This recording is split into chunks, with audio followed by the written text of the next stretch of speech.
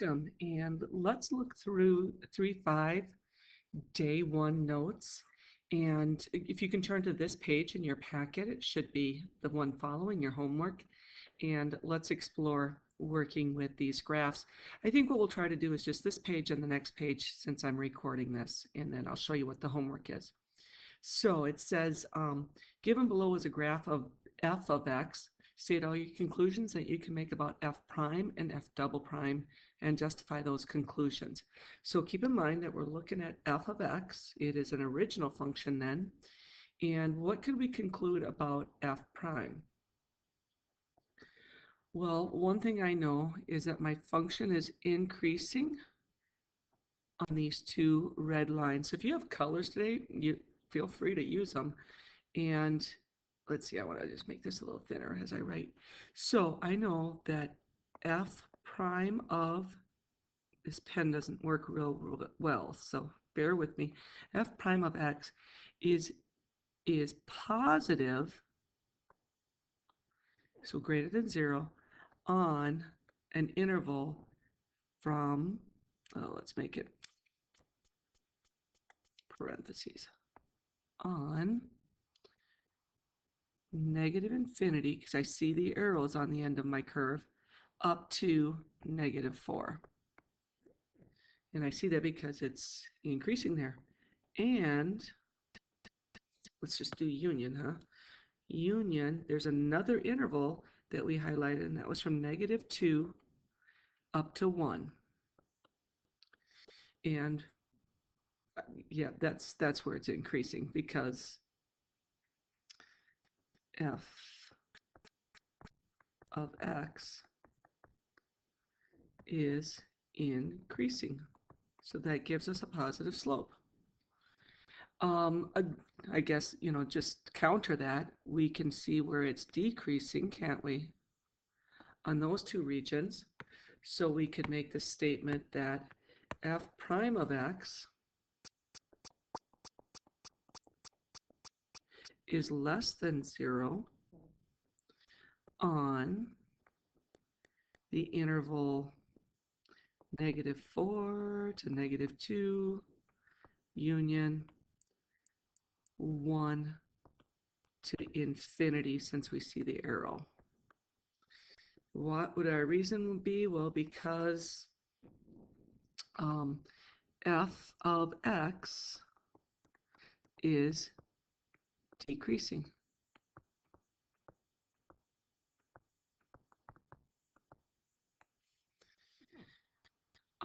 Any other conclusions we can draw about f prime of x looking at the original functions? I was just kind of spotting, and you might have too, we might be able to pick up where our critical points are, correct? Because we can see those horizontal tangent lines. And for that fact, then I can say that how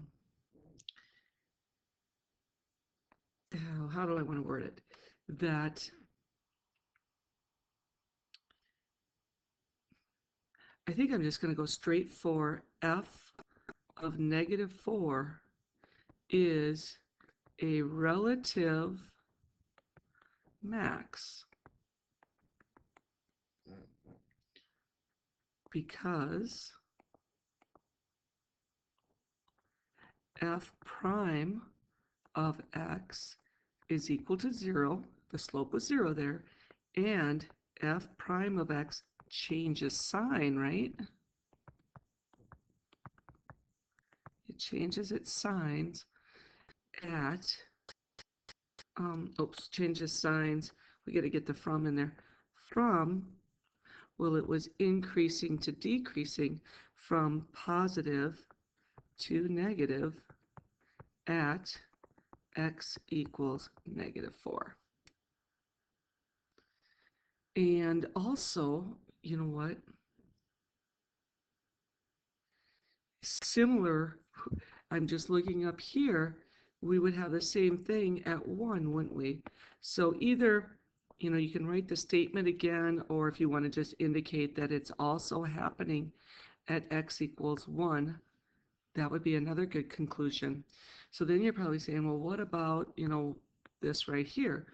Well, that's our decreasing, isn't it? So it's a relative max at -2. So perhaps you can write this statement. F of -2 is a relative min because f prime of x equals 0. That's still true. We have the horizontal line. And f prime of x changes signs from, now we need to reverse, it changed from a negative where it was decreasing back to the positive increase. Awesome. I think that covers it. Nice job on f prime of x. Okay, let's go over and see what we can conclude about f double prime by looking at just the original function. What does f double prime gauge? Well, it gauges concavity, right? I can get information about concavity from second derivative. That really looks like concavity a lot. Sorry about that. And points of inflection, right? We can gather information about points of inflection. So those are two of the conclusions I want to draw using my f double prime information. So looking at the original graph, I'm going to highlight again, I can see that we are in concave down shape till maybe about there. And then it looks like concave up takes over, maybe to about in there. These are kind of rough estimates the way I'm drawing this, and then it goes back to concave down. So for my red, I'm going to say f of x is concave down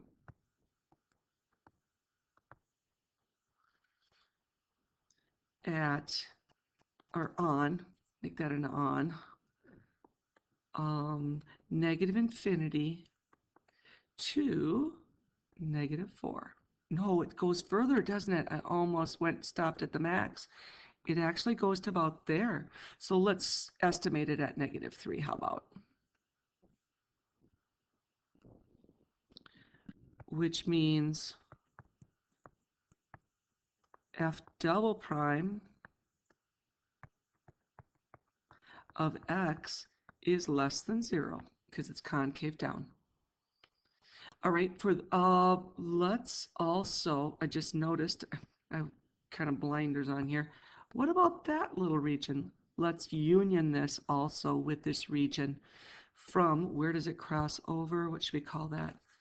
Maybe about -1. I'm going to say -1, where x is -1 up to the negative or positive infinity. Yeah, positive infinity. It's going down, but it's headed out to the right, so positive infinity. So -1 to positive infinity is what we're looking at. So those two regions concave down. And then let's make another statement. Let me erase this. Let's make one more statement about the concave up one. So f of x is concave up. And let's choose the boundaries, the same borders that we had, I believe was at -3. And I think we called this mark -1 because f double prime, or it means that f double prime of x is less than 0. I don't like breaking the line like that, but you'll understand. We also can gather information about points of inflection here, can't we? So there is a point of inflection at the place where the concavity changes at x equals -3, as well as x equals -1, because f of x changes concavity.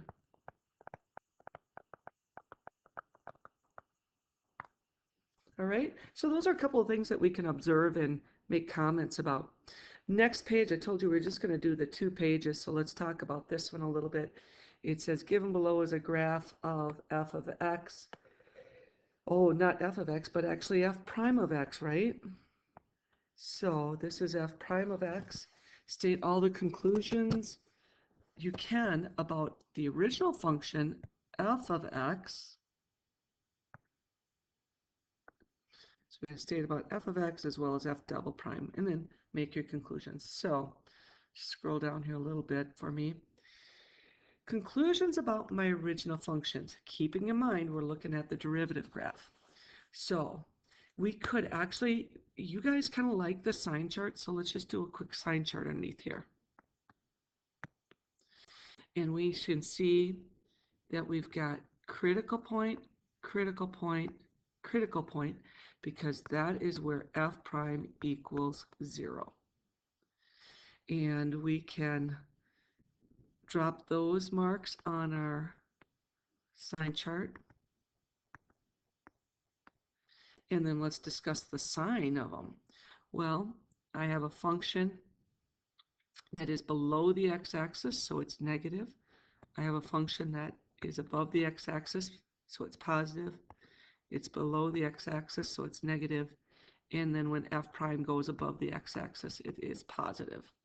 So that actually probably helps you make a ton of conclusions that we've got decreasing to increasing, maybe draw in those errors, decreasing, increasing, decreasing, increasing. And you can make statements about that. So f of x is increasing on -2 to 1, as well as 3. And I'm going to assume that this has an arrow. It must have. I see this one has an arrow. 3 to infinity. Why is that? Well, it's because f prime of x, you're probably getting bored with these. F prime of x is positive.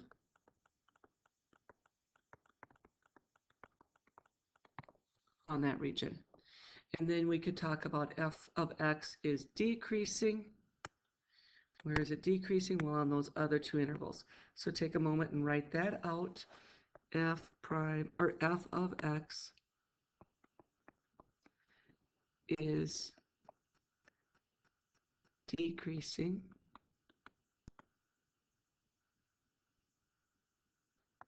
on the intervals negative infinity up to -2, that region, union 1 to 3. Because f prime of x was less than 0. You could talk about relative max and relative mins as well. You got your sign changes. Let's just make generic ones and let's not do the justification, just to keep this a little shorter. So we know f of -2 is a relative min. F of 1 is a relative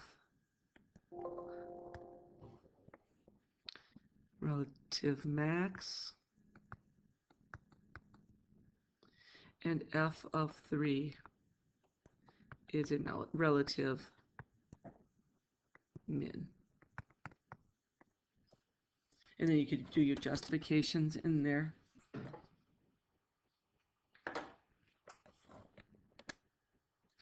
Very good.